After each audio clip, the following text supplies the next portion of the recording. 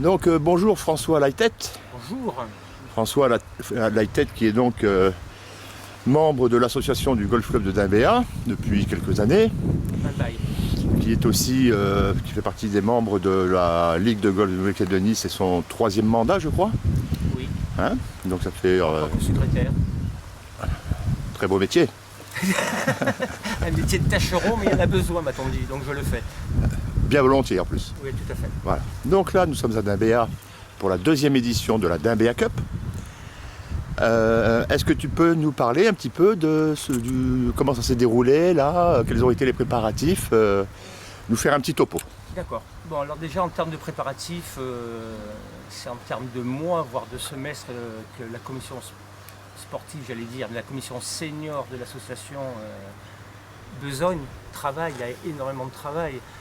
En termes de préparation, donc que ce soit la préparation matérielle, la gestion du parcours avec le GGD, que ce soit au niveau des sponsors, en termes de communication, les relations avec mairie et autres entreprises. Donc c'est un travail un très gros travail qui a été vraiment fourni par la commission senior de Dimbéa, avec l'aide apportée par évidemment les membres de l'association du Golf Club de Dimbéa.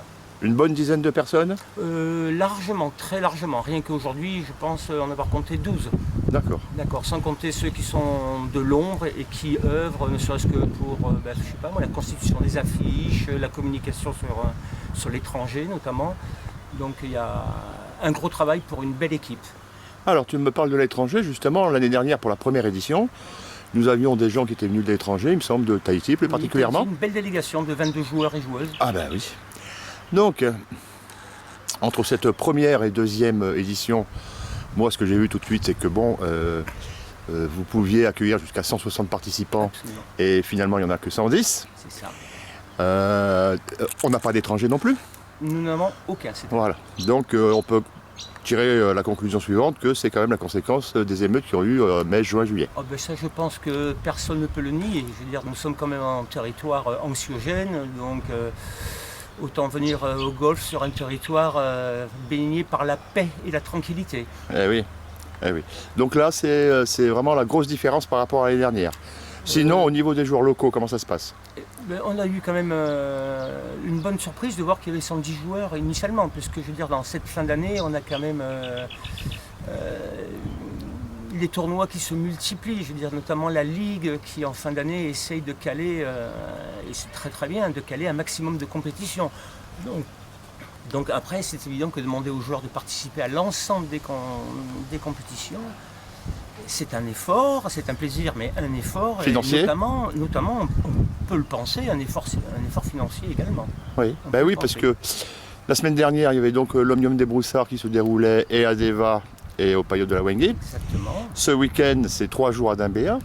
Et la semaine suivante, c'est 3 jours à Tina pour le championnat de Nouvelle-Calédonie. Exactement. Donc c'est vrai qu'il y a quand même une surcharge de tournois et donc éventuellement une surcharge financière pour ceux qui devraient participer à toutes ces compétitions. D'accord. Éventuellement. Oui. Mais pour moi personnellement, oui. C'est une surcharge.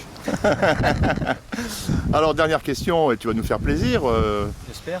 Ah oui, mais François, je compte sur toi. D'accord. Donc tu as joué 3 jours. Oui. Tu peux nous parler de ton jeu pendant ces 3 jours?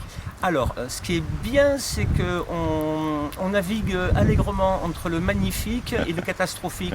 La seule petite nuance, c'est que le catastrophique l'emporte aux 2 tiers. Aux 2 tiers. Donc tes scores, ça donne quoi à peu près? Mes scores, ça donne 94, 93, 98, en progrès persévéré, et je vais le faire. Ok. Merci Eric. Merci François.